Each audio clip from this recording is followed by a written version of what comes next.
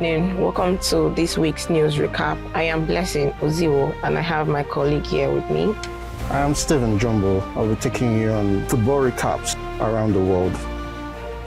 The Anambra State government has again sealed shops belonging to traders in the markets around Onitsha and its environs for failing to open on Monday. It was gathered that most of the sealed shops were at the building materials market, Ogidi, where traders did not open for business on Monday. The federal government and the governors elected on the platform of All Progressive Congress, APC, have donated 8 billion to traders affected by the recent fire outbreak at Singa Market in Kano State.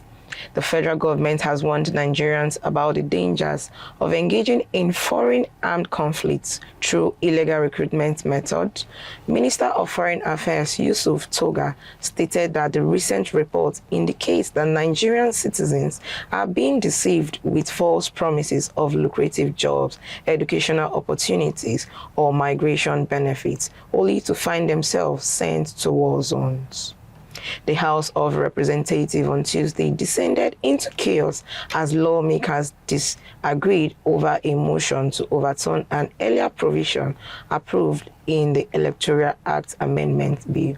15 senators on Tuesday voted in favor of a proposal to make the real-time electronic transmission of election results compulsory, highlighting deep diversions in the Senate over amendments to the Electoral Act. The former Akwa Ibom State resident electoral commissioner of the Independent National Electoral Commission, INEC, Mike Igini, has raised concerns over the amendment to the Electoral Act by the National Assembly, warning that presiding officers could face serious threats at polling units during the 2027 general poll. Leading communication operators in Nigeria have dismissed claims by some lawmakers that the country lacks the infrastructure required for real-time electronic transmission of election results.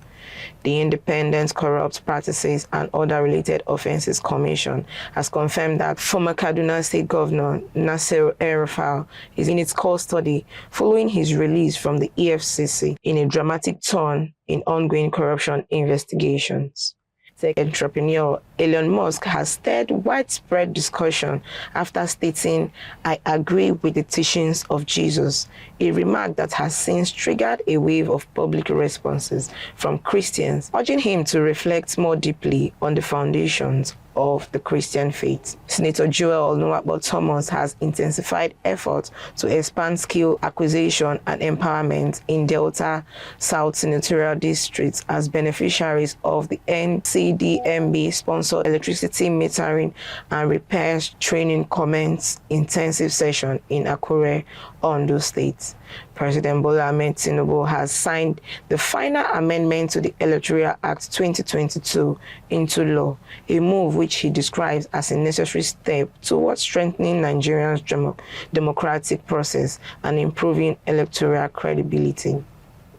The federal government has extended the implementation of the 2025 capital budget to November 30th, 2026, making a shift from the earlier assurance that overlapping budget cycles would end by March 2026. This is our weekly news recap for the week. I am Blessing Oziwo.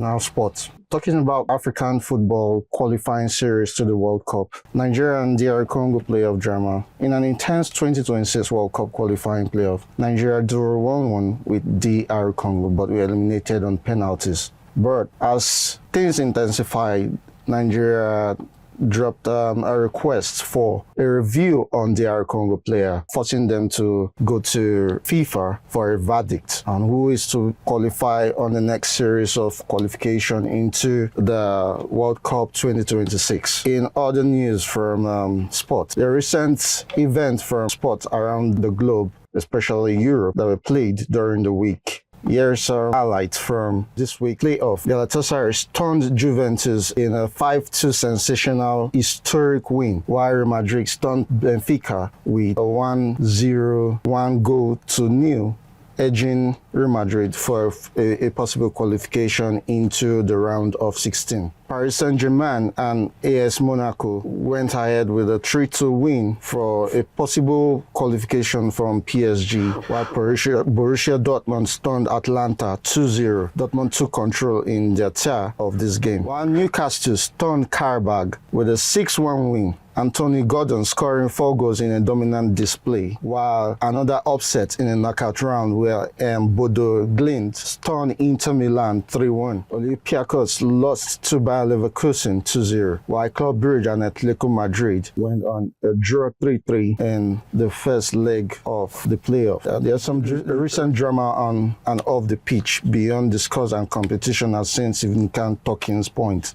Racism allegation incident. Real Madrid forward Vinicius Jr. accused Benfica winger of using a racist slur during a playoff match, prompting a UEFA investigation and widespread public support for the player. Look at a stunning result from the match between Bodo Glimt and Inter Milan, where Bodo Glimt continued their surprising run with one more key victory, underlining the unpredictability of the knockout round. And here's a recap from Arsenal versus Wolverhampton. Arsenal took control of the match in the earlier round of the game by 2-0, where they couldn't even hold it, and they dropped crucial points in the Premier League dream by ending the game 2-2 on the final score. So Arsenal blew a chance to move 7 points clear at the top, now sitting 5 points ahead of Manchester City, who have a game in hand. Dropping from points 2-0 lead was a significant setback in the title push. And here's a recap from football world around the globe. My name is Stephen Jumbo, and this is the Trumpet News.